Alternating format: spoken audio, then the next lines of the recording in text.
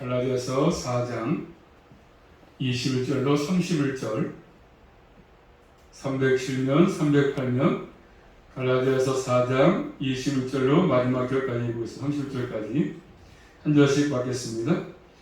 내게 말하라. 율법 아래 있고자 하는 자들아, 율법을 듣지 못하였느냐? 기록된 바 아브라함이 두 아들이 있으니 하나는 계집종에게서 하나는 자유하는 여자에게서 낳다 하였으나 계집종에게서는 육체를 따라 낳고 자유하는 여자에게서는 약속으로 말미암았느니라. 이것은 비유니 이 여자들은 두 언약이라. 하나는 신의 산으로부터 종을 낳는 자니 곧 하가라. 이 하가는 아라비아에 있는 신의 산으로 지금 있는 예루살렘 같은 데니 저가 그 자녀들로 더불어 종노릇하고 오직 위에 있는 예루살렘의 자유지 곧 우리 어머니라. 기록된 바 잉태치 못한 자여 즐거워하라. 그렇지 못한 자여 소리로 외치라. 이는 홀로 사는 자의 자녀가 남편 있는 자의 자녀보다 많음이라 하였으니 형제들아 너희는 이삭과 같이 약속의 자녀라. 그러나 그때의 육체를 따라 난 자가 성령을 따라 난 자를 핍박한 것 같이 이제도 그러하도다. 그러나 성경이 무엇을 말하느뇨? 계집종과 그 아들을 내어 쫓으라. 계집종의 아들이 자유하는 여자의 아들로 더불어 유업을 얻지 못하리라 하였느니라. 그러니 형제들아, 우리는 계집종의 자녀가 아니요 자유하는 여자의 자녀니라. 아멘. 기도 올립니다. 하나님 감사합니다. 말씀을 통해서 또 은혜 받기 원하고 또 주의 사랑과 진리 말씀을 깨닫기 원합니다. 특별히 한산도 함께 하셔서 예배를 통해서 영광 받으시고 또 저희에게 하늘의 양식으로 풍성하게 허락하여 주시옵소서. 예수 그리스도 이름으로 감사하며 기도 올리옵나이다. 아멘. 제목 따라하겠습니다. 종과 자유자. 종과 자유자. 그렇게 제목입니다. 종과 자유자. 본 말씀 21절 말씀 보시면, 자, 본문 말씀은 율법 아래 있고자 하는 자들. 이 말씀은 거짓 선생의 가르침을 따르는 것을 말씀하셨습니다. 그들에게 주시는 교훈입니다. 율법 아래 있고자 하는 자들에게 주시는 교훈인데, 그들은 율법을 말하고 있기 때문에 구약을 알고 있지 않겠습니까? 그래서 그들은 율법을 지킴으로 구원을 받고 하나님께 나갈 수 있다 주장하는 것이죠. 주장. 그런 사람들입니다. 그렇기 때문에 구약에 있는 내용을 가지고 그들에게 교훈을 말하고 있습니다. 그들이 주장하고 있는 율법을 끌어와서 그들의 잘못된 가르침에 서 있음을 말씀합니다. 그러면서 22절부터 23절 말씀 보시면 구약의 역사를 언급하면서 24절부터 27절 말씀은 비유의 말씀이죠. 비유를 말씀하시고 또 24절 말씀이니까 이것은 비유니 비유. 창세기의 내용은 역사인데 그것을 비유로 상하지 않습니까? 그리고 28절부터 마지막 절은 교회에 대한 적용 말씀이죠. 교회에 대한 정의의 말씀 적용. 이렇게 살펴볼 수 있습니다. 전체적으로. 자, 첫 번째 20절부터 3절 말씀은 구약의 역사를 말씀하죠. 자, 구약 역사를 끌어와서 교훈에 풀어 삼고 있습니다. 그리고 하갈은 율법의 비유로, 사라는 은혜의 언약으로, 은혜의 약속으로, 의의 비유, 약속의 비유로, 그렇죠? 은혜의 비유로 상하기 위해서 구약 역사를 쫙 끌어왔습니다. 말씀 볼까요? 22절 말씀, 22절 시작. 기록된 바 아브라함이 두 아들이 있으니 하나는 계집종에게서 하나는 자유하는 여자에게서 낳다 하였으나. 다음에 자, 그 당시 유대인들은 자신들이 아브라함의 자손이다 생각했습니다. 그런 배경을 놓고 이 말씀을 이해하는 것이 좋습니다. 자, 아브라함에게 두 아들이 있었던 말씀, 두 아들이 있었다, 두 아들. 자, 이것이 바로 구약의 역사적인 사실인데, 하나는 누굽니까? 하나는 계집종에서 났습니다. 그렇죠? 여기서 보는 저 계집종은 누구죠? 바로 하갈. 그렇죠? 하갈. 이 여인은 아브라함의 아내 사라의 여종이에요, 여종.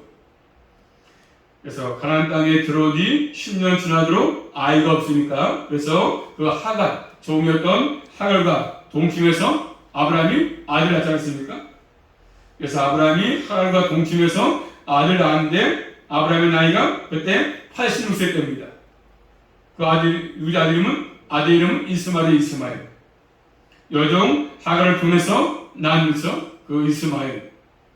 그래서 본 말씀 23절 말씀을 23절 말씀 시작. 계집종에게서는 육체를 따라 낳고 자유하는 여자에게서는 약속으로 말미암았느니라. 어떻게 났습니까? 육체를 따라서 났다. 육체 하갈 저 육체를 따라 났다. 이스마엘을 육체를 따라 났다. 사람의 정상적인 수술법을 따라서 난 것이지 않습니까? 사람의 방법으로 사람의 교육을 따라서 난 사람입니다. 그렇죠? 이스마엘은 사람의 방법을 통해서 육체를 따라 났습니다. 정례적인 출생법을 통해서 난 것이죠. 자연적인 인간의 출생 방법으로 난 아들입니다. 자, 그럼 뭘 의미하겠습니까? 인간 스스로의 능력으로 구원을 얻고자 하는 사람들, 거기에 대해서 말씀하신 것들이 않습니까? 그리고 율법을 지킴으로 인간 스스로의 능력으로 의롭다 하심을 받고자 하는 사람들, 바로 그런 것은 그런 출생과 똑같다. 하갈의 이스마엘의 출생과 똑같다. 이렇게 말씀하는 것입니다. 그 다음에 또 한 사람, 누구죠? 또 한 사람은 자유한 여자에 낳았다. 여자에게서 자유한 여자 누구죠? 사라. 그래서 주인이었던 사라, 아브라함의 부인 사라. 이 여인은 종이 아니라 아브라함의 자유로운 아내자, 부인이었어. 부인. 이 여인에게서 난 아들입니까? 이삭의 이삭과 이스마엘입니까? 이삭. 자, 이삭의 출생 어떤 출생입니까? 본 말씀 23절 말씀 시작. 계집종에서는 육체를 따라 낳고 자유하는 여자에게서는 약속으로 낳았다. 그래서 반대죠. 약속. 아까는 육체로 낳고 이번에는 약속으로 낳았다. 자유한 여자에게서 약속으로. 이 출생은 보통의 방법을 따른 것이 아니죠. 보통의 출생법을 거스르는 것이죠. 그리고 자연적인 출생이지 않습니까? 약속을 따라서 난 아들입니다. 자, 신약성경 찾아볼까요? 히브리서 말씀 보시면, 히브리서 11장 11절 말씀 보시면, 이 약속의 자녀는 결국 초자연적인 출생인데, 히브리서 11장 11절 말씀 보시면, 이 약속을 따라서 난 아들 이삭. 히브리서 11장 11절 시작. 믿음으로 사라 자신도 나이 늙어 단산하였으나 잉태하는 힘을 얻었으니 이는 약속하신 이를 미쁘신 줄 알미라. 그래서 본래는 아이를 낳을 수가 없었는데 낳았다고 말씀을 하십니까? 아들 이삭을 낳을 때 아브라함 나이가 100세죠. 100세. 전혀 낳을 수 없는, 또 부인 사라의 나이는 90세였습니다. 100세와 90세. 전혀 불가능한, 낳을 수가 없는 것이었습니다. 하나님께서 뭐로 말씀하죠? 아브라함에게 말씀했습니다. 자, 창세기 15장 가서 보시면, 창세기 15장 4절 가서 보시면, 하나님께서 또 이제 말씀하시는데, 아브라함 나이 100세, 사라가 90세인데, 그때 창세기 15장 4절 말씀 보시면, 하나님께서 아브라함에게 말씀하십니다. 시작. 여호와의 말씀이 그에게 임하여 가라사대 그 사람은 너의 후사가 아니라 내 몸에서 날짜가 내 후사가 되리라 하시고, 내 몸에서 날짜가 내 후사가 될 것이다. 상자가 될 것이다. 약속을 했습니다. 그 약속의 말씀에 성취지 않습니까? 그렇기 때문에 이삭의 출생은 자연적인 출생이 아니라 위로부터 능력을 힘입어가지고 난 아들이었습니다. 그래서 하나님이 은혜로 낳은 아들이지 않습니까?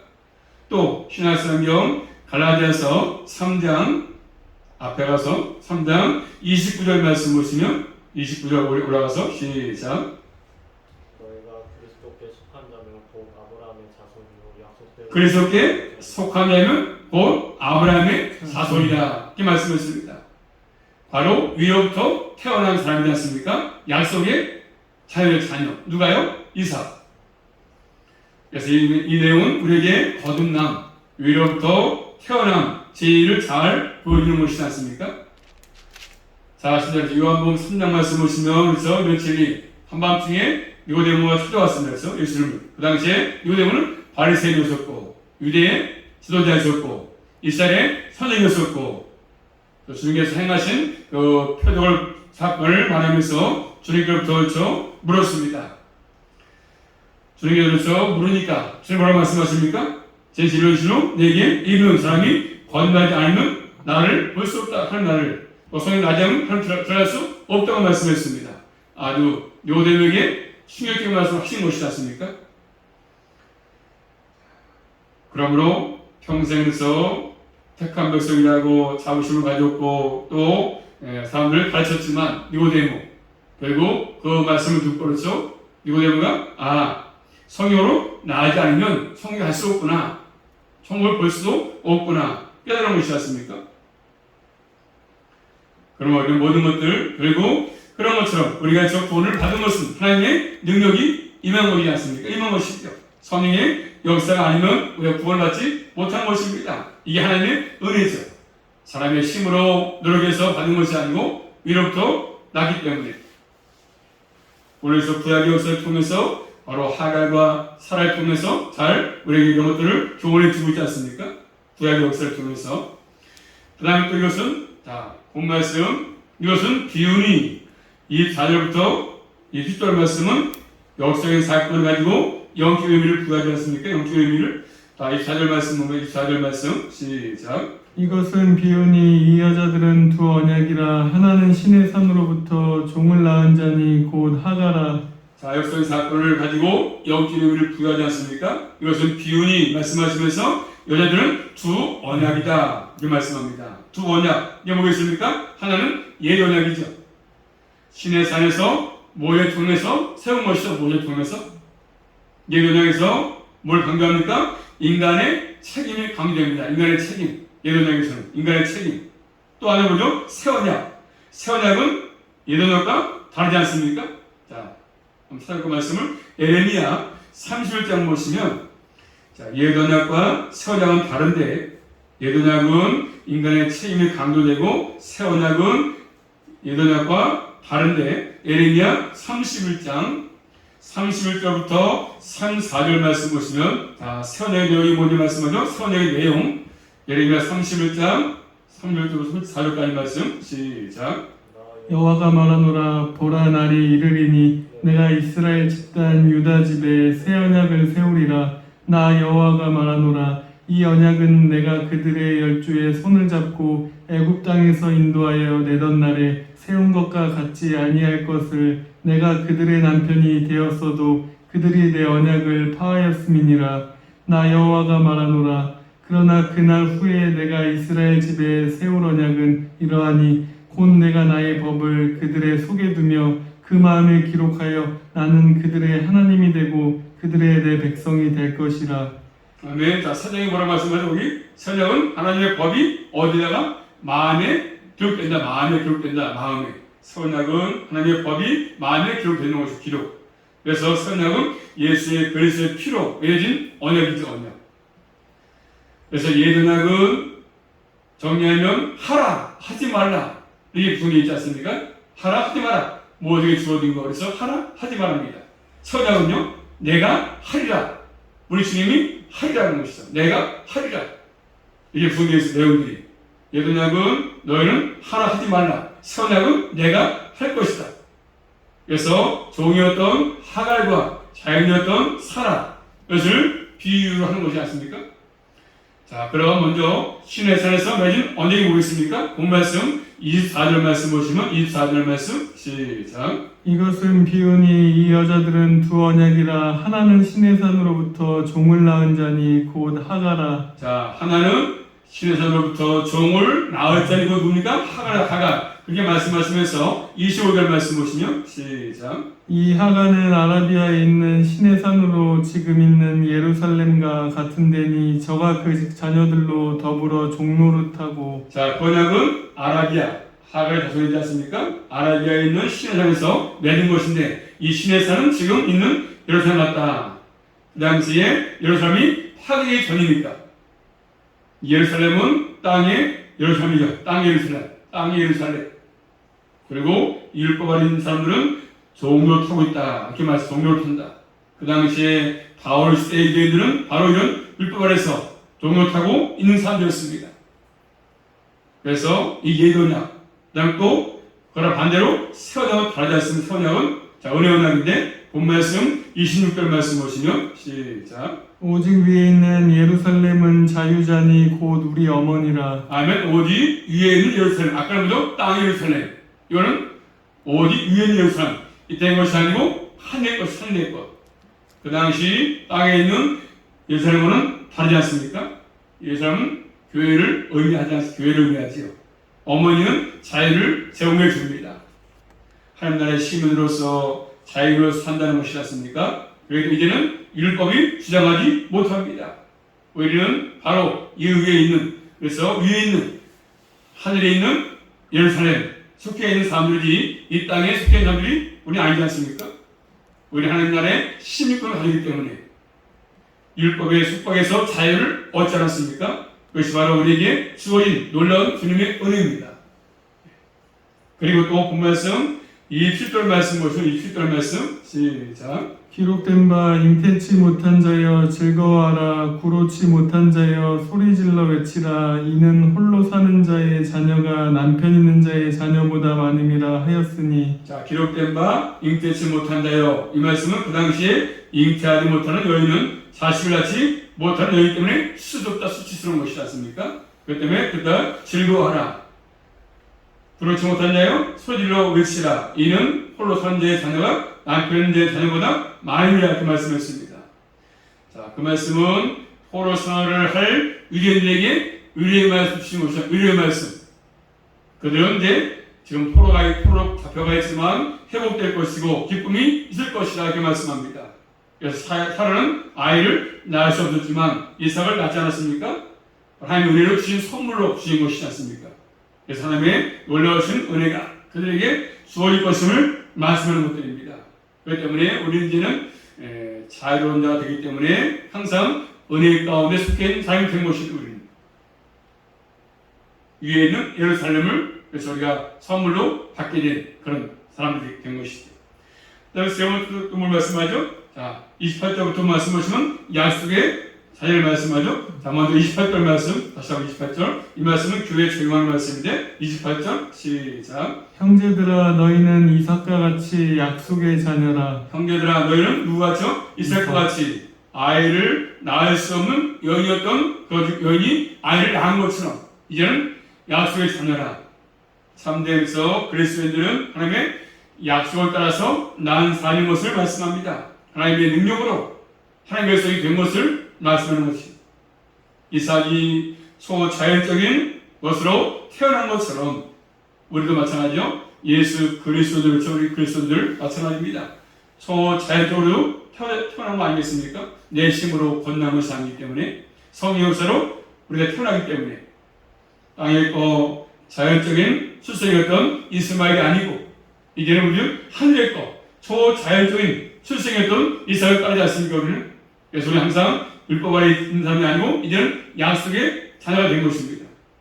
그러므로 약속의 자녀로 산다는 것 어떤 의미가 있겠습니까? 의미가? 자, 첫째로 본 말씀 29절 말씀이니까 약속의 자녀로 산다는 것은 어떤 의미가 있냐면 29절 말씀 시작. 그러나 그때 육체를 따라 난 자가 성령을 따라 난 자를 핍박한 것 같이 이제도 그러하도다. 자, 이 약속의 자녀로 산다는 것은 어떤 의미가 있습니까? 뭐가 있습니까? 이 땅에 살 동안에 뭐가 있습니까? 핍박이 있어, 핍박. 약속의 자녀이기 때문에 핍박이 있다고 말씀하지요. 사라지면서 하가리가 본문이었던 사라를 학대했던 것처럼 또 창세기 21장 9절 말씀을 보니까 이스마엘이 이삭을 조롱했던 것처럼 멸시했던 것처럼 그때 아브라함의 나이가 103세 정도 되었고 이삭이 3세인데 이스마엘 나이가 17세 정도 됐습니다. 그러니까 약속의 자식이었던 이삭이 종자식이었던 이스마엘에게 조롱을 당하고 멸시를 당했던 것처럼 지금으로서 이 땅의 교회들은 안 믿는 사람들에게 핍박을 당하지 않습니까? 교회를 핍박하고 그래서 예배드리지 말아라, 모이지 말아라, 코로나 걸린다. 핍박이 있다고 말씀합니다. 이 세상 사람들에게 우리 그러지 않습니까? 예수 믿는 것들 더 나쁘다, 핍박하지 않습니까? 지금도.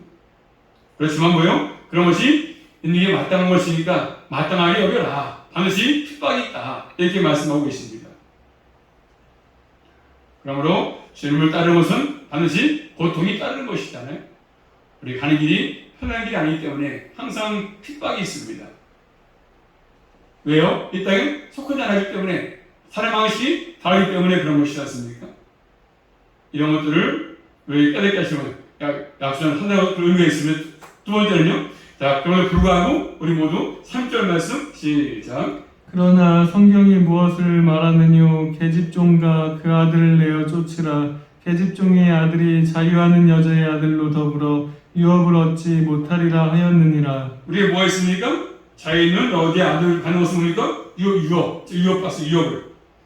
아버지 아브라함의 성자는 이스마엘이 아니고 이삭인 것처럼 이 땅에 우리는 이런 상속자로 사는 것이지 않습니까? 약속의 상속자. 예수 그리스도는 영적인 후손이기 때문에 그런 것입니다.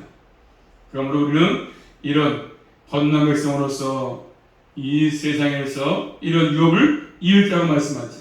그렇기 때문에 그 아들을 내어 쫓아라. 이렇게 말씀하고 계십니다.